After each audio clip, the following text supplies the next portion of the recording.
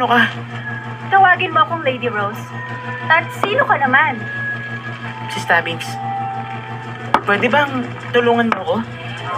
Labag ito sa patakaran ni Tuloy ito. Bakit po hindi pwede ang mga tao? Pag pinalapit mo sila, mas masasaktan ka kaysa pag hindi mo sila pinapasok. Hindi ba tama ako, Dok? Tumahimik na kayong lahat.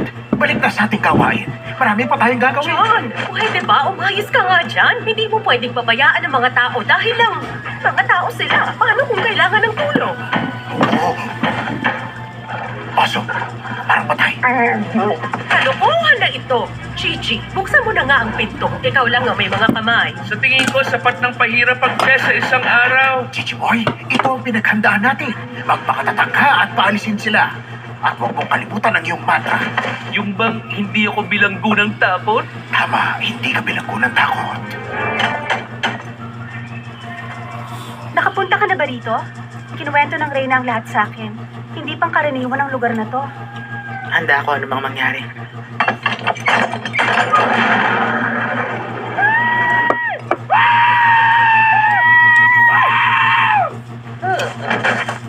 Akalain mo yun?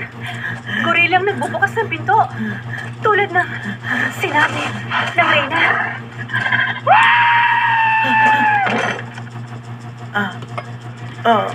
Sandali lang.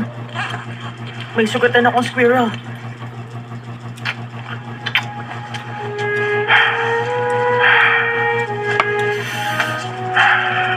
Dapat hindi na kita pinaalis.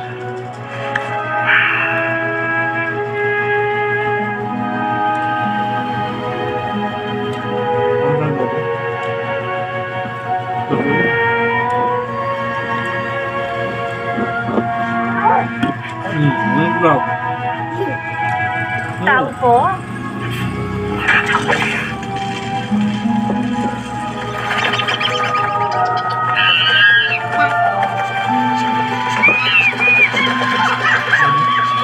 Ang dami nyo kain.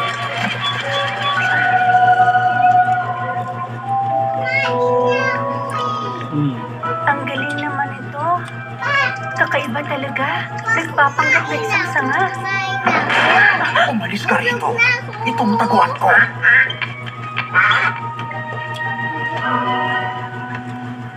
Walang tao. Ayos. Kailan po ba yan? Oo, ayos lang. Ano yan? Dr. Dolittle? Oo, ako nga. Ikaw ay ipinatawag sa Buckingham Palace nang walang iba kundi ang Reyna. Oh, wow. Tapos, Para malaman mo, malubha ang sakit niya ngayon. Naiintindihan mo ba ang sinabi ko? naintindihan mo ba ang sinabi ko? Alis? Na! Umalis ka na bilis! Wala akong pakialam kahit kanino, sa kahit ano, kahit saan, kahit kailan. Ihahatid ka palabas ng mga ibon. O sige, maayos ng lahat. Kaya malapit na tayong mananghalian.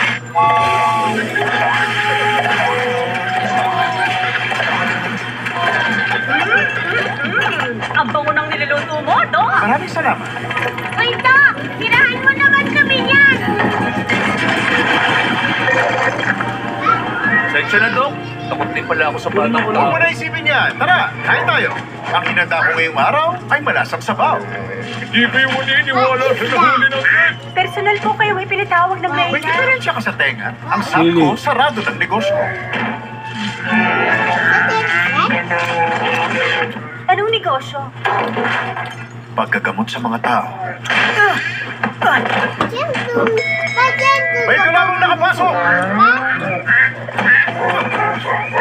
Ayos lang. Ako, pwes ako hindi. Ang bahay ko ay nagkagulo dahil sa inyo. Ikaw may-ari niyan? Hindi ko pag-aari ang kahit sino.